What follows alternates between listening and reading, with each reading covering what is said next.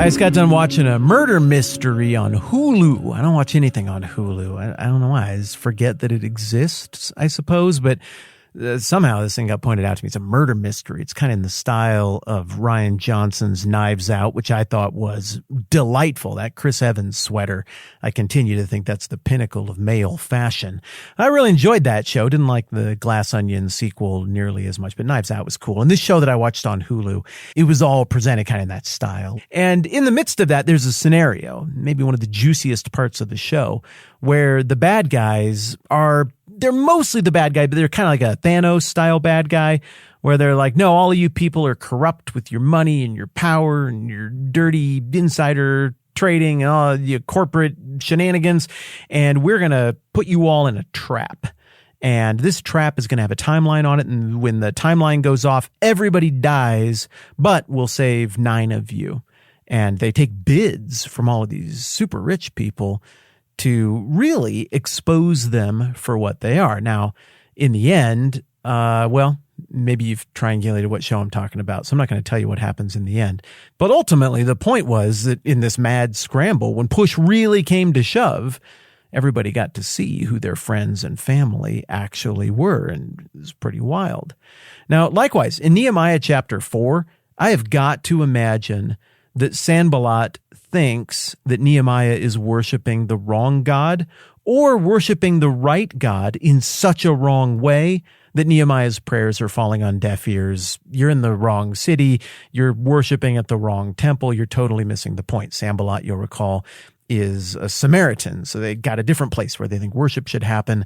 I think these two had diverged enough that Sanballat would be very skeptical that any of Nehemiah's prayers, the gentle ones, or in Nehemiah 4, those grumpier ones, have any actual merit or any actual potency at all. But even if Sanballat believes that Nehemiah's prayers are going to basically nowhere, still, what the prayers are tells you, when push comes to shove, about where Nehemiah is actually at in relationship to Sanballat. And so Nehemiah's very, I'd say, harsh, very justice-oriented, even judgment-oriented prayers against Sanballat, you could even call these curses, are going to tell Sanballat, okay, yeah, this guy's, he is treating me as an enemy as I am treating him as an enemy. He sees what I'm doing. He sees through what I'm doing. And even though Nehemiah's prayers, Sanballat might believe, are going to absolutely nowhere, this is still very telling about my nemesis here and what he believes and where his head is at in relationship to me. So Nehemiah, we looked at the first part of this prayer yesterday. It is indeed harsh, a little bit uncomfortable. At the same time, yesterday we talked about the fact that if there is a God who knows all the things about everything and is unlimited in every way and is powerful enough to actually answer prayers, it means that God would also know what you're actually thinking, as opposed to whatever flowery language we might try to use to dress it up, put lipstick on it, put perfume on it. And the truth is, if God knows everything, he knows the deepest recesses of the heart even better than we know our own hearts. So, when these harsher prayers come out from time to time in life, whether they are justified or not, there's no hiding it. God knows that's where somebody's head's at, if indeed there is a God with this kind of power and this kind of knowledge. So Nehemiah just blows right through it. He's like, all right, well, I'm just going to say exactly what I think and what I'm doing. He's a bold fellow. And he says, hear us, O our God, for we are despised. Turn their insults back on their own heads. Give them over as plunder in a land of captivity. Well, that reflexive property, the turn their insults back over on their own heads. We talked yesterday about how that's I think a reference back to what God just got done doing with Haman and his ilk with the whole Esther and Mordecai affair. It's all a big, grand reversal. We looked at 15 reversals in the book of Esther in our last season going through that book together. But then this next principle in this really potent, visceral prayer from Nehemiah is also pretty dang harsh. Give them over as plunder in a land of captivity. Now look, if you are listening to this in my country, the United States, or most of the Western world, we have been pretty comfortable with our quote-unquote empire for a very long time. It has not come under serious threat externally in our lifetimes. It feels pretty invincible. But the reality is, every empire that has ever existed has fallen. All of them. It goes away. It morphs into something else. It gets weak, soft, and fat from the inside, whatever. It beats itself. I don't know.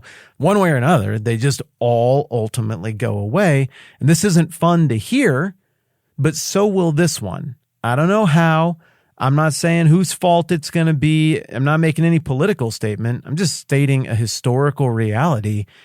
The empires fall. It's the nature of empires to burn real hot and then to have stuff go wrong. And in one calamitous day or one calamitous generation, the whole thing goes away. So the idea, though, for us of plunder being something you worry about, that is raging hordes who are angry about the relationship between your two nations, kicking down the doors and raiding your cities and taking away slaves and captives and all the things that you've built, maybe even killing the people who live in the houses and taking them over for themselves, hauling away the treasures from Fort Knox back to wherever. It's just unfathomable. You can't imagine it, but the people of Persia couldn't imagine Alexander the Great showing up and their empire being toppled either. The people of Babylon were having a big, fat, luxuriant gold party the night that Cyrus the Great showed up. They couldn't imagine that the whole thing was ever going to end. Apologies, I didn't mean to go back to that point. The point is that plunder isn't something you and I worry about. And so this is going to seem pretty foreign, but in the ancient world, especially for all of these smaller kingdoms and city-states, plunder is something you worried about all the time. It was the ultimate being dunked on. It was the ultimate statement of the complete and abject defeat and failure, not just of your military, not just of your politics, but of your way of life. That foreign god and the culture born out of the worship of that foreign god produced something better and more powerful than the worship of your god, and the result is their god dunked on your god. There was nothing you could do to even defend your most precious items or your household and your family, and so the hordes came in, and you just had to sit there, if you were lucky enough to still be alive, and watched your stuff get hauled away, watch your identity get hauled away. To be plundered was the most humiliating thing that could happen. It was the most identity-wrecking thing that could happen. And indeed, most people who got plundered are lost to history. We don't even know their names. They're forgotten. There's no clear genetic lineage or any record of who they are. They're just gone, absorbed or destroyed. So this is a pretty big deal. So for Nehemiah to throw that down, even if Sanballat doesn't believe that Nehemiah is praying to any real God, is like, whoa, dang. Okay, well, that's a pretty big deal. Now, I don't think Sanballat will be totally surprised by it because he's been basically urging for the plunder and the destruction of the Jewish people. So, everybody's at each other here for good reasons. The difference is the Bible holds out Nehemiah and Ezra and the returning exiles as being, for the first time in a long time, actually getting things right and doing stuff that is at least in the neighborhood of God's redemptive plan.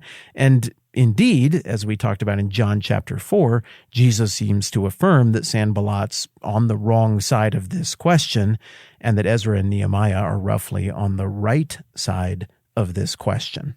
But this language of plunder being something that boomerangs back on you is something that comes up in the writing of the prophet Habakkuk. This guy was writing around the same time as Jeremiah, just a few years before Nebuchadnezzar showed up in 586 BC. So Habakkuk has heard the prophecies of Jeremiah. He knows that those prophecies are real. He can also read the political writing on the wall. He knows that the kingdom of Judah in its final years is a cesspool. Everything's backwards, morally, ethically, in terms of justice. It's just wrecked.